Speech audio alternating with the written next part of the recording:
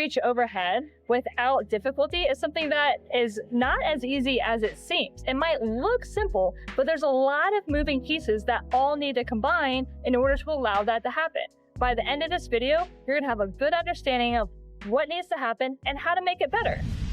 While you're trying out these stretches, make sure to hit subscribe. Hey, Dr. Jess here. And we actually have a nice summer day here in Florida. I'm not dying and sweating, so we decided to come outside and shoot this video. So talking about shoulders. Shoulders are actually pretty complicated. We've got 3 different pieces that need to move in order to allow you to reach overhead. We have the shoulder joint itself, that ball and socket joint. We have the shoulder blade that then articulates with the ribs. So that's this part of the movement. So we've got one part of the movement, that's the shoulder joint. We've got the shoulder blade that also moves. And the last piece of movement that needs to happen for reaching overhead is your mid-back has to be able to extend. That's what makes shoulders complicated, but they don't need to be if you really understand that. So if I want to reach overhead, I'm going to get my arm, my long bone here, my humerus, is going to start to move. As I get past 60 degrees of motion, my shoulder blade is going to start to drop and rotate down, and you're going to feel that happen. You can feel that shoulder blade. I can go from here, and then it's going to rotate towards me. The last bit of shoulder motion is my mid-back is going to extend. It's a little bit there at the end. That's what gets me that last bit of motion for that really nice overhead reach. So knowing all of these pieces need to work together, then that helps me know how do I achieve that or how do I maintain that if you're already doing it. Well, I need to keep my mid-back moving pretty well. I need to keep my pec opened up.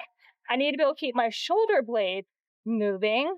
And those 3 combined will big time help you with your reaching overhead. So let's start with keeping the mid-back moving.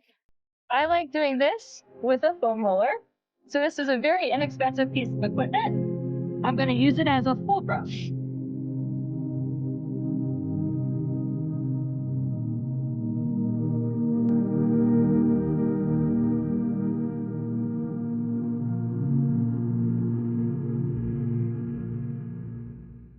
So as you can see in this exercise, I'm getting my back to arch. I'm not forcing it. I'm using my breath to help me as I exhale, that I can get a little bit more out of it. I'm letting my shoulders open as I go through it, but I kept my neck supported the whole time. So that's like a 5-second hold 10 times. We'll keep that moving. Now, I also want that shoulder blade to stay moving. So I like reach throughs for this one. So I'm going to start on all 4s. I'm going to have one arm, I'm going to drop it underneath me, and I'm going to rotate my mid-back. I'm going to let the tip of my shoulder come down and touch the surface. I'm going to exhale, and I'm going to come back up again. And then I repeat it. The exhale helps the ribs to depress, and then I get that little bit more motion out of it. So I'm going to drop my arm, reach through, the tip of my shoulder touches, I exhale, and then I come back through.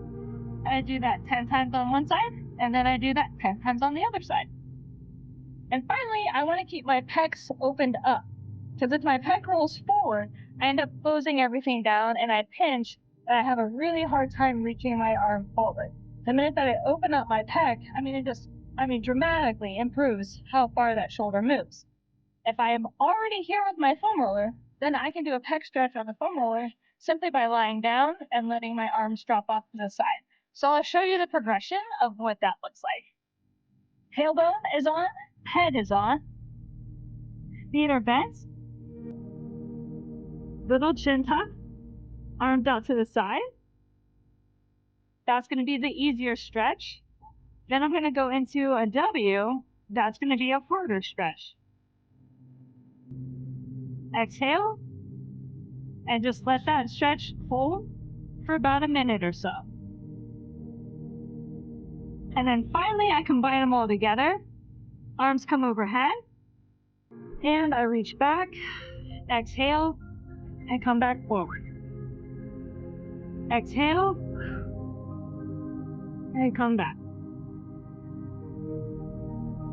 And that last one is going to be putting all the pieces together. We're keeping mid-back moving, shoulder blades dropping and rotating, the pec opening up, and then I just defend that nice large overhead motion. And now I'm ready to either do something functional like lift overhead, or I can start with my weight training. So this is a great warm-up for overhead lifters, and it's just a great way just for postural balance and functional movement. If you have any questions about if these exercises can be modified, if it's not working for you, things like that, make sure to leave that in the comments below. And there's all sorts of different ways to achieve the same goal. I'm happy to answer those.